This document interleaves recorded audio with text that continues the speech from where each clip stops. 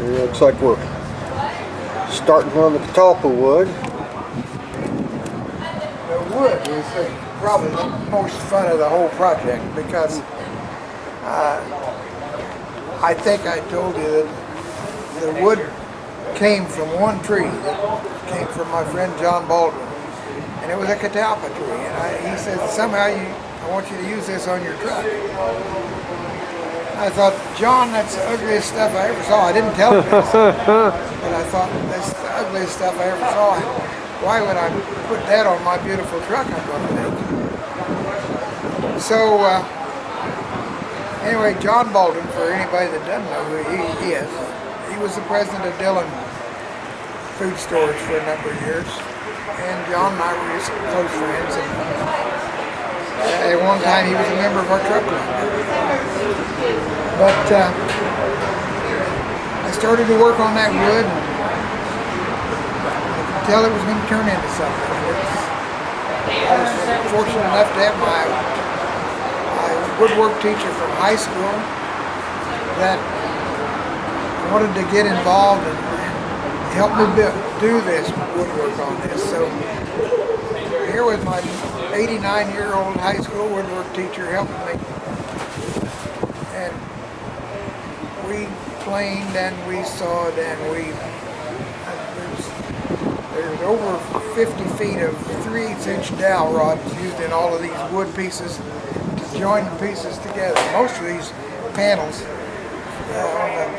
on this thing are made up from 6 to 8 pieces of wood. Oh, yeah, I guess I hadn't noticed that these weren't solid pieces. Oh, look at them. Cut as a board. Just all kinds of joints in them.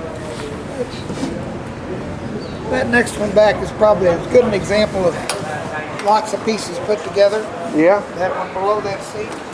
Well, that's just great because I can't saw a board straight to save my life with the, but you see, there's straight edge. Here's and one piece, another piece, another piece, another one, still another one. There's another piece of wood. There's a little short piece that's spliced on. Here's still another one. So 1, 2, 3, 4, 5, 6, 7, 8 different pieces to make that one panel. This wood was so darn crooked and so full of holes that I had to just keep cutting pieces and join them together. And they're all dowel jointed together. And then I bought a planer and I planed all this stuff myself. And then I wore out one jointer on the project and had to get into a second one. Just an immense amount of woodwork, but that result I think is pretty. I like the wood. Oh, it's incredible. And, so anyhow, you know, and almost everything on it, I built it once and it didn't quite like the looks or the feel of it. So I'd tear it apart and build it again. If I didn't like it next time, I'd do it again. That's how you get 4,000 hours into a small project. Right. And you can't argue with the results, though.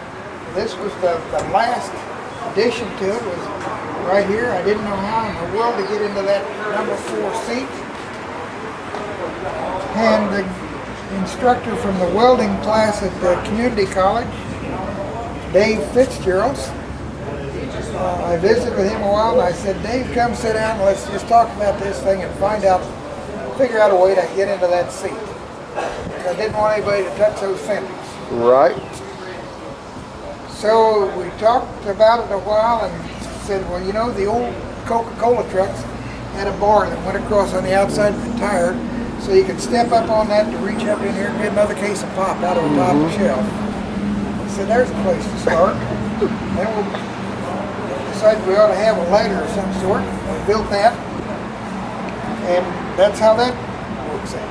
And you've got that set up so it slides out pretty easy when you need to get the wheel off. Just pull a pin out of here, lift this ladder off, 4 bolts, and this bar comes off so we can get in and take the wheel off. And lots of different ideas. The community college also made up all of these panels for me. Okay. And, I brought them out in straight pieces. I cut the corners and caused them to turn at the back and turn into a rear skirt. They made the bumpers for me down at the college. That was an exercise that somebody was given to make those bumpers, and while you're at it, cut the GMC logo in. So we did that. Well, it's nice to have those resources, and so you can concentrate on the woodwork or the mechanical part of it. Well, they've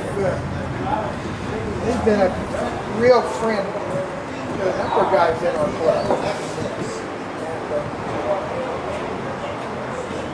So anyway,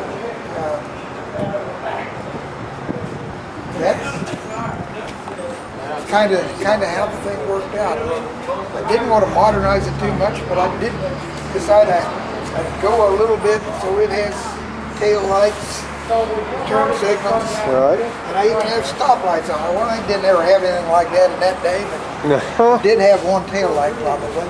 Right. I don't have a rear view mirror on it.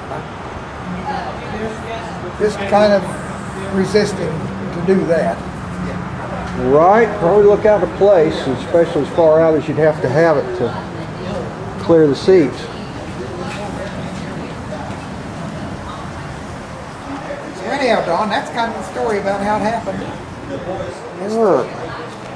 Started off with something to do. Jim Siemens, who was a member of our club and was a good friend of mine, really started to work on this thing because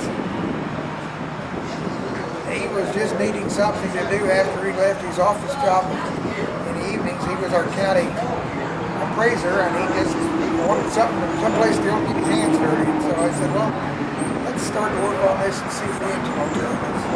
One thing led to another, and we got the job done. I could probably talk for hours. Oh, I'm sure. Oh, okay.